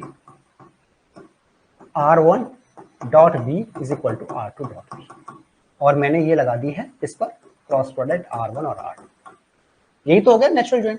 अब इस केस के अंदर ये टेबल है, ये टेबल है, आपने नेचुरल ज्वाइन तो लगा दिया, कंडीशन तो लगा दी, लेकिन कंडीशन को जब हम ऑपरेट करेंगे तो कोई भी चीज कॉमन नहीं आएगी। भाई इसमें 1 2 3 4 है, यहाँ 5 6 7 8 है, तो क्या ए कॉमन आ रहा है क्या? नहीं आ रहा है। बी की कोई कॉमन वैल्यू आ रही है क्या? नहीं आ रही है। तो उस केस में इसका जो आंसर है ना वो क्या आएगा? कोई वैल्यू कॉमन नहीं है तो उस केस में 5 आंसर आएगा, है ना। कॉमन एट्रीब्यूट पर लगाने के बाद कोई वैल्यू कॉमन नहीं आ रही, फिल्टर करने के बाद कोई कॉमन वैल्यू नहीं आ रही, तो उस नेचुरल ज्वाइन का R1 नेचुरल ज्वाइन R2 इसका आंसर क्या होगा सर? 5 होगा उस केस में।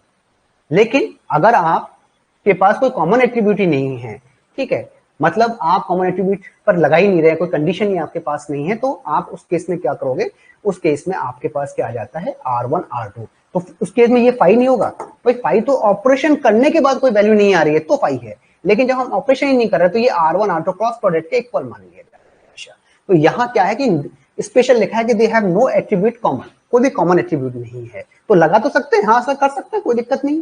मैंने पहले ही बताया कि भाई अगर नहीं है, मान लो कुछ कंडीशन दे रखी होती है आपके पास, फिर इक्वल नहीं आता तो 5 होता, लेकिन कोई कंडीशन ही नहीं है, मतलब हम किस पे लगाए हमको पता ही नहीं है इसमें, है ना। तो उस केस में ये R1 R2 के इक्वल हो जाता है, ये वाला R1 R2 के इक्वल है, ठीक है। और R1 R2 5 होगा नहीं, 5 तब होगा जब कॉमन एट्रीब्यूट होता है, यहाँ पर ये कॉमन एट्रीब्यूट होता और उस पर आप कंडीशन लगाते और फिर कोई वैल्यू फिल्टर होके नहीं आती, तो उस केस में 5 होता, ठीक है। यहाँ ये क्या कर रहा है कि देयर नो एट्रीब्यूट, तो यहाँ आंसर है वो S1 है। ये चीज ध्यान रखना, इस पर आपको कई बार क्वेश्चन फ्रेम करके अच्छे एग्जाम्स वालों ने दिए हैं और आपसे आंसर पूछ रहे हैं, ठीक है।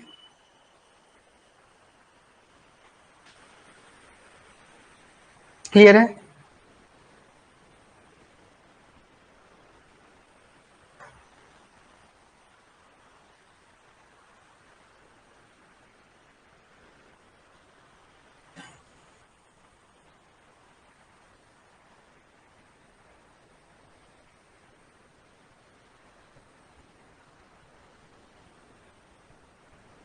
क्या प्रॉब्लम है बताओ।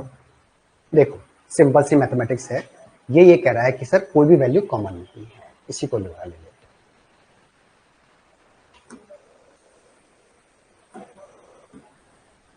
कि सर एक रिलेशन R1 है, इसमें एट्रीब्यूट दे रखे हैं A और B,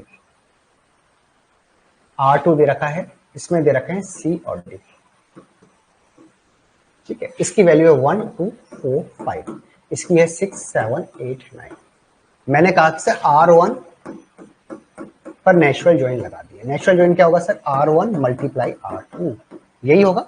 और यहां हम क्या करते थे? Equality condition, all equality condition common attribute पे लगेगी, कोई कॉमन एट्रीब्यूट दे ही नहीं रखा है, भाई कोई एट्रीब्यूट कॉमन नहीं है तो लगाएंगे क्या? कुछ नहीं लगाएंगे। तो उस केस में ये जो है ना R1 नेचुरल ज्वाइन R2, वो क्या होगा? R1 मल्टीप्लाई R2 के इक्वल ही हो जाएगा। जब कोई कंडीशन ही नहीं है तो उसी के इक्वल मान लिया जाता है।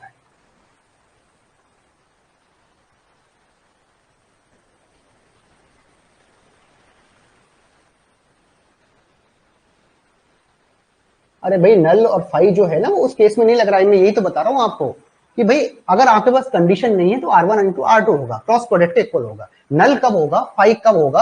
अब वो भी देख लो सर, फाई कब होगा सर? फाई उस केस में होगा जब इक्वल कंडीशन है। मैंने ये कहा कि सर R1 है, A है, B है, ठीक है। मैंने कहा सर R2 है, A है, B है, ठीक है। दोनों एट्रीब्यूट सेम है, कंडीशन है 1 2, रिकॉर्ड है 4 5, ये है 6 7 8 9, ठीक है।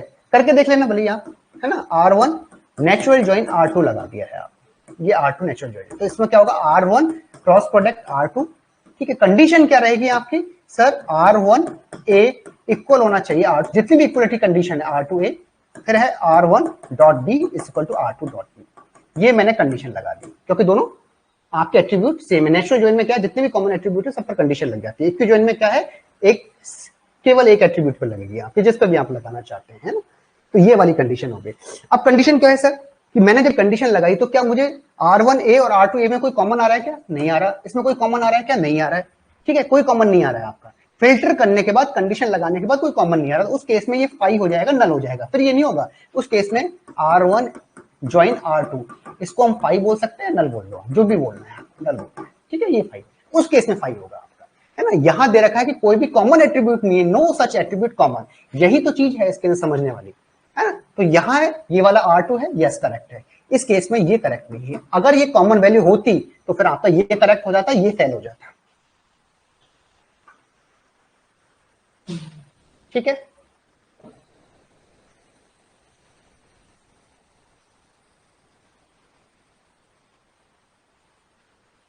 क्लियर है। और इस पर बहुत अच्छे अच्छे क्वेश्चन उन्होंने बना दिए हैं, है ना। आपको एक टेबल दे दी, रिलेशन आपको बना के दे दिया, और ये कॉन्सेप्ट ये था इसके अंदर, इस तरह की चीजें। अब वो स्टूडेंट कई बार इसको क्रॉस प्रोडक्ट कर देता है, कभी इसको नल कर देता है। भाई हमें कर तो सकते हैं, लेकिन हमें देखना तो पड़ेगा कि कॉमन एट्रीब्यूट्स हैं या नहीं है। उस केस में हमारे पास फिल्टर होके क्या आ रहा है ना। अगर कॉमन एट्रीब्यूट ही नहीं है और हमने लगा रहे हैं, भी कंडीशन नहीं है हमारे पास, लगा नहीं है क्या, तो उस केस में तो आपका वो जो क्रॉस प्रोडक्ट है वही आपका सही मान लिया जाता है, मतलब वही उसी के इक्विवेलेंट हो जाता है। और आप कंडीशन लगाने के बाद, कॉमन एट्रीब्यूट पे कंडीशन लगाने के बाद अगर कुछ वैल्यूज नहीं मिल रही है तो उस केस में आपको फाइल किया जाता है। ठीक है, ये आपका पैटर्न। ठीक है, अब इसमें क्या है, द अबव क्वेरी। अब ये तो सिंपल चीज है, डायरेक्ट क्वेश्चन है आपका। कुछ क्वेश्चन से मैं केवल आपको एक आइडिया दे देता हूँ, बाकी तो आप देख लेना। कुछ प्रॉब्लम है तो बता देना। Consider the following relational algebra, query on relation A दे रखा है और बी दे रखा है आपको, और आपको ये दे रखा है कि इसका क्या मतलब है। अब देखो, pi A multiply pi Q R B minus P Q R A. ठीक है, ठीक है ना। और ये है, ये तो आपका डिवीजन वाली कंडीशन है, आपका डिवीजन वाली सिचुएशन, डिवीजन एक्सप्रेशन। ये आपका डी आंसर। सिंपल है, दिखाई दे रहा है क्या मतलब है इसका, कौन सी ऑपरेशन किसके इक्विवेलेंट है।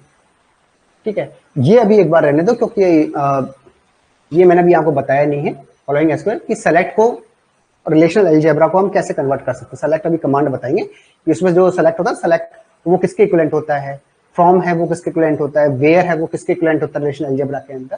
तो एक बार इसको भी रहने दो, एसक्यूएल क्वेरीज को, है ना। ये क्या है,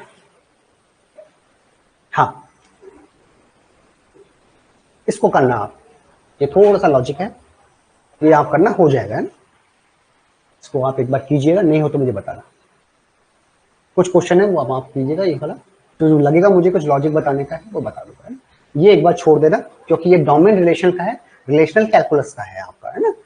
टीआरसी डीआरसी अभी आपके सिलेबस में नहीं है, ये जो पुरानी पीपीटीज बनी हुई है उस हिसाब से मैं लेकर आ गया। ये क्वेश्चन है, ये आप, ये सेम क्वेश्चन है ना, चौथा क्वेश्चन ही तो है ये वाला, ये डबल लिख दिया है इन्होंने।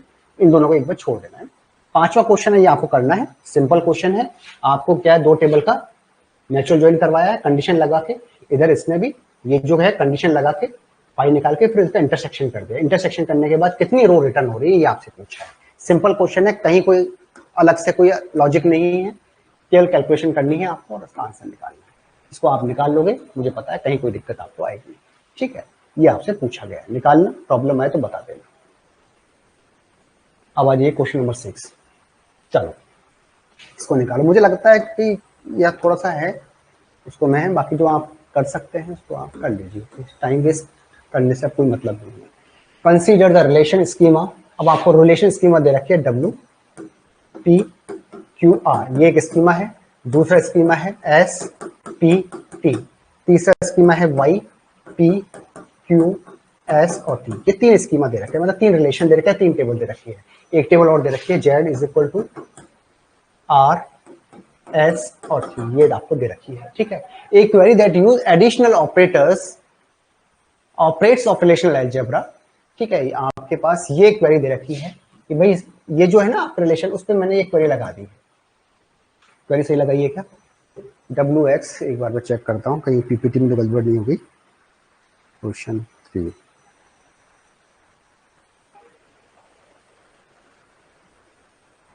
और डब्ल्यू एक्स इंटरसेक्शन वाई। ठीक है ना, ये इन्होंने लगाई क्वेरी। ये हमने ये जो रिलेशन टेबल से इस पर एक रिलेशनल क्वेरी लगा दी है, ये वाली।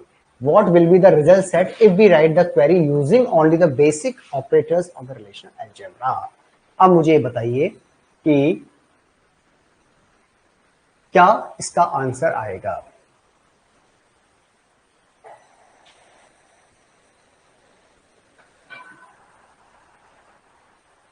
क्या आंसर आएगा इसका, W है, X है, Y है, बताइए। A B C D ये आप कर सकते हैं, बताओ मुझे, फटाफट बताओ, अभी बताइए इसका क्या आंसर हो सकता है।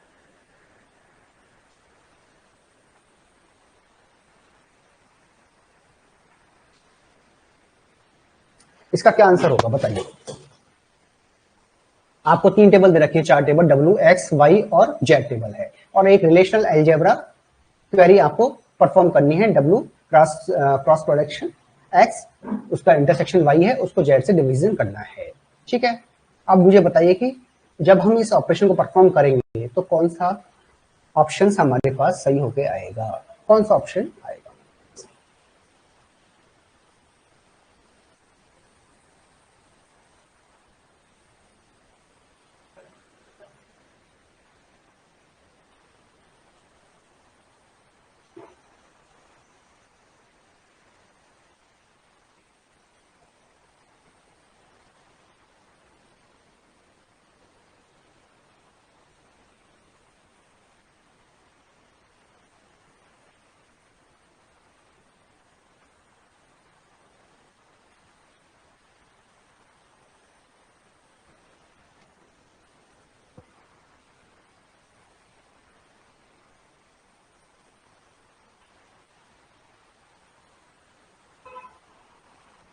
बताएं बताएं बताएं बताएं बताएं, लगाए दिमाग इसमें।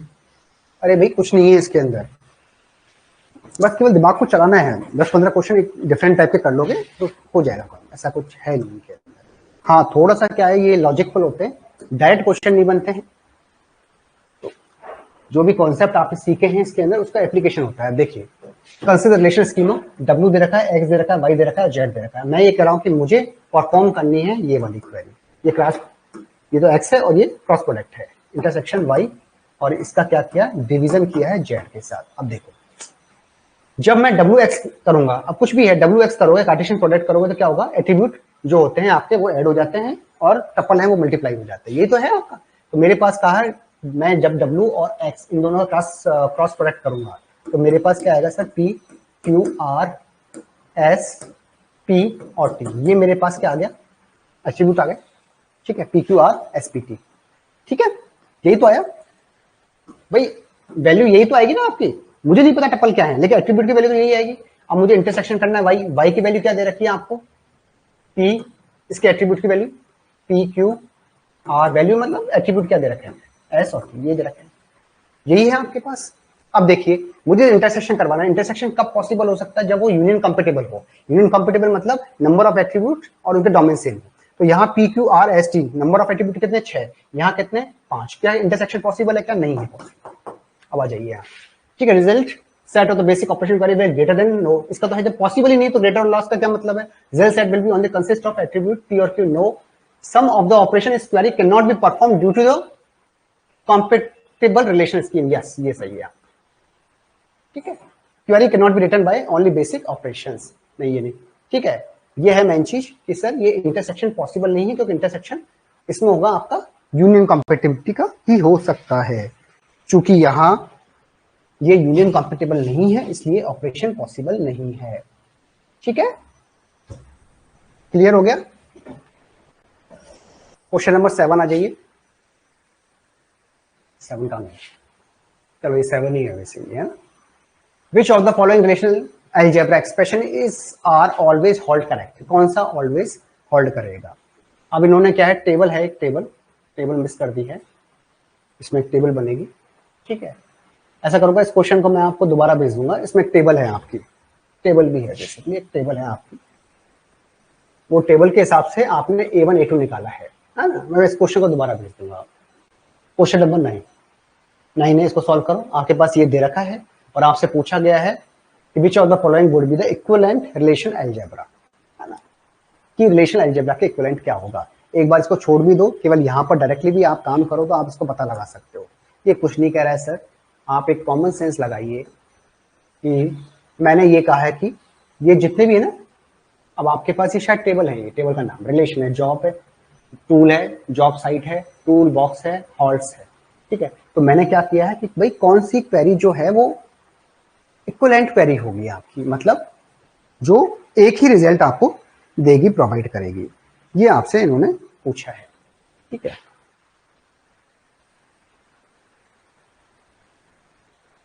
ठीक है। अब देखो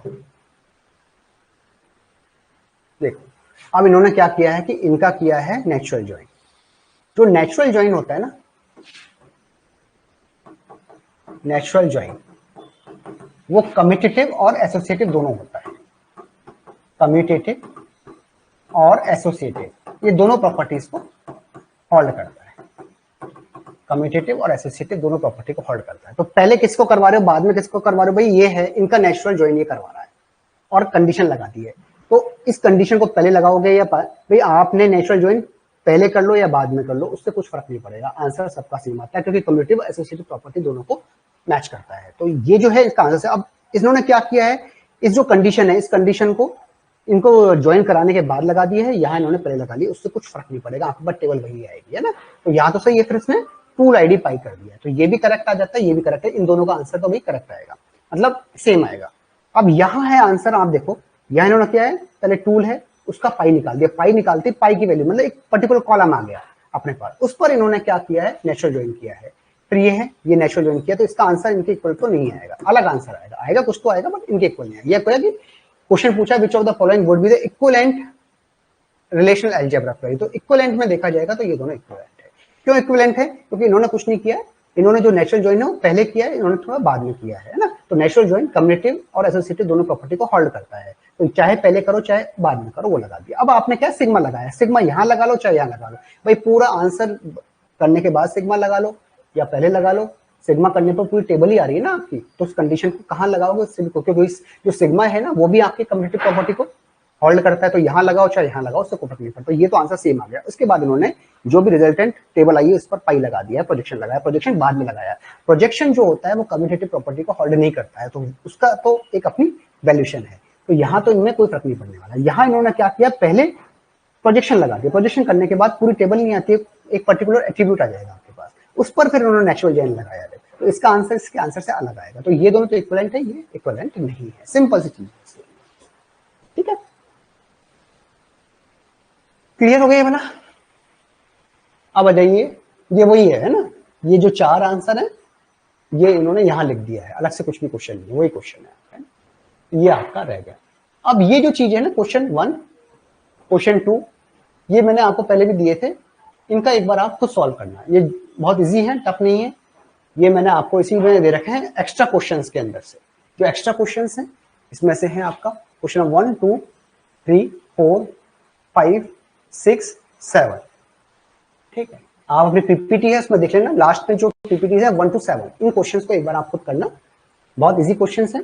कोई क्वेश्चन नहीं आता है तो मुझे लिख देना कि सर इस क्वेश्चन को समझा दो, तो अपन उसी क्वेश्चन को फिर समझा देंगे। बाकी जो आ रहा है उसको पढ़ने से कोई मतलब नहीं, क्योंकि ये कोई ऐसा टिपिकल क्वेश्चन है नहीं, सारे क्वेश्चन मैं करवा चुका हूँ, तो एक छोटे मोटे लॉजिक्स लग रहे हैं, एक बार खुद लगाना, नहीं होता है तो फिर मैं आपको बता दूंगा, है ना, 1 से लेकर 6 तक। बाकी ये सब मैंने आपको बता दिए है ना, इसका जो टेबल है वो भी मैं आपको भेज दूंगा, इसकी टेबल क्वेश्चन नंबर 8 की, बाकी ये सारा मैंने आपको बता दिया। ये क्वेश्चन आप खुद करना, एक तरीके से होमवर्क मान लीजिए, ये तो छोड़ना है क्योंकि ये डोमेन का है, ये करना है, कर लोगे, इसको छोड़ देना एक बार, ठीक है। बाकी मैंने आपको सारे क्वेश्चन कराई दिए हैं, ठीक है। तो ये रहा आपके सारे क्वेश्चंस, और जो लास्ट 6-7 क्वेश्चन बचे हुए हो जाएंगे आपसे, ऐसा कोई दिक्कत नहीं है, मैंने कोई बहुत टिपिकल क्वेश्चन नहीं है, शायद एक क्वेश्चन में या 2 क्वेश्चन में आप अटक सकते हो, तो वो क्वेश्चन मुझे भेज देना, है ना, तो वो क्वेश्चन ही अपन ले लेंगे 5 से 10 मिनट के अंदर, पूरे सारे क्वेश्चन कराने का कोई सेंस नहीं निकलता है। तो ये इस तरीके से क्वेश्चन बनते हैं, 3 या 4 तरीके के टाइप के क्वेश्चन बनते हैं। एक तो है इंग्लिश लैंग्वेज देके उसकी रिलेशनल एक्सप्रेशन पूछा जा सकता है, या रिलेशनल एक्सप्रेशन देखकर आपसे पूछा जा सकता है कि इसका मतलब क्या है बेसिकली, ठीक है। तीसरा है मिनिमम टपल और मैक्सिमम टपल आपसे पूछे जा सकते हैं, इंटरसेक्शन, सबट्रैक्शंस, इनके एक क्वेश्चंस आपके बनते हैं जो प्रॉपर्टी बेस्ड बन सकते हैं कि कौन सा रिलेशनल अलजेब्रा या ऑपरेटर कौन सी प्रॉपर्टी को होल्ड करता है, उस पर क्वेश्चन बन सकते हैं, है ना। बाकी कहीं दिक्कत नहीं आएगी, बट केवल इसमें थोड़ा सा आप ध्यान रख लेना, जो एग्जैक्टली, एटलीस्ट, एट वंस, इस तरह की जो चीजें हैं ना कि उनका मतलब क्या निकल रहा है। जो भी क्वेरी बनेगी वो टोटल में से माइनस करने पर जो माइनस कर रहे हो उसका रिवर्स आपके पास बन के आ जाएगा, इतना सा आपको ध्यान रखना। बाकी डिवीजन है तो जहां एवरी और ईच लिखा हुआ है वहां पर डिवीजन ऑपरेटर लगना है, बस और कुछ नहीं। बाकी सब कुछ एक तरीके से निकलते हैं। 15-20 क्वेश्चन कर लोगे हर चीज के तो आपका एक डेवलप होके आ जाएगा लॉजिक, ठीक है। ये है पूरी रिलेशनल अलजेब्रा की कहानी। इन 6-7 क्वेश्चन को करना, नहीं आए तो मुझे बता देना, मैं आपको 15-20 मिनट में इन चैप्टर को कवर अप करा दूंगा, ठीक है। लेकिन मैं चाहता हूँ थोड़ा सा दिमाग आप लगाओ कि जो मेन क्वेश्चन थे वो सब मैंने करवा दिए, ये 6-7 क्वेश्चन है, ये इजीली आपके हो जाएंगे, है ना। फिर भी नहीं हो बता देना, ठीक है। और मैं चाहता हूँ कल से मैं एसक्यूएल स्टार्ट कर दूंगा आपकी।